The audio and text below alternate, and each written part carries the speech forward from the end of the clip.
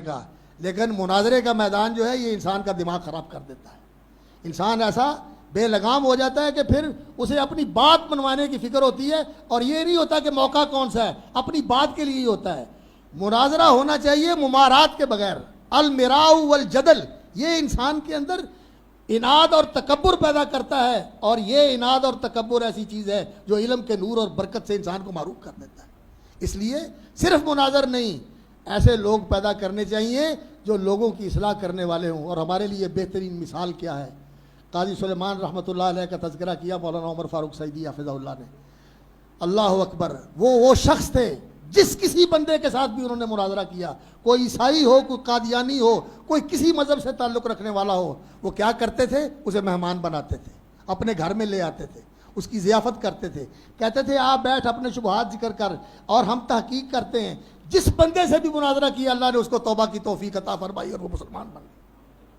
یہ طریقہ ہے لوگوں کو بدلنے کا، بات منوانی اور اپنے آپ کو اونچا کر کے لوگوں سے واہ واہ وصول کرنا. یہ دماغ خراب کرنے والی چیز ہے، اس کی ضرورت نہیں.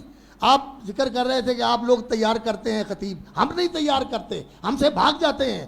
1 سال پڑھا، 2 سال پڑھا، 3 سال پڑھا، علم چھوڑ کے چلے جاتے ہیں اور ہیک لگانی شروع کر دیتے ہیں اور ٹچکرے کرنی شروع کر دیتے ہیں اور کہتے ہیں کہ ہم خطیب بن. ہمارا المیہ ہے یہ.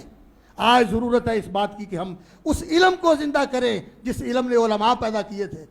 مولانا ارشاد الحق قصری حفظہ اللہ، ایک دن ہم مجلس میں بیٹھے ہوئے تھے، وہ ذکر کر رہے تھے کہ کبھی بر صغیر کے اندر اہل حدیث کا یہ مقام تھا کہ کوئی بھی میدان ہوتا ہمارے علماء آگے ہوتے تھے اور وہ پہلی صف میں ہوتے تھے.